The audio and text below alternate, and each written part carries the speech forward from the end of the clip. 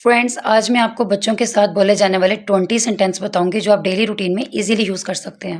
New daily routine sentence English plus Urdu. Time to wake up, sleepy head, जागने का वक्त हो गया, नींदू। सेकंड हमारे पास है ओपन योर आइज, आंखें खोलो। Third, let's make your bed, आओ बिस्तर ठीक करते हैं। फोल्ड योर ब्लैंकेट, कंबल तय करो। कम लेट्स वॉश हैंड्स, आओ हाथ धोते हैं। वेयर योर शूज़, जूते पहन लो। Hurry up, we are getting late, जल्दी करो हम लेट हो रहे हैं। पैक योर बैग, अपना बस्ता तैयार करो। से बाय टू एवरीवन, सबको अलविदा कहो।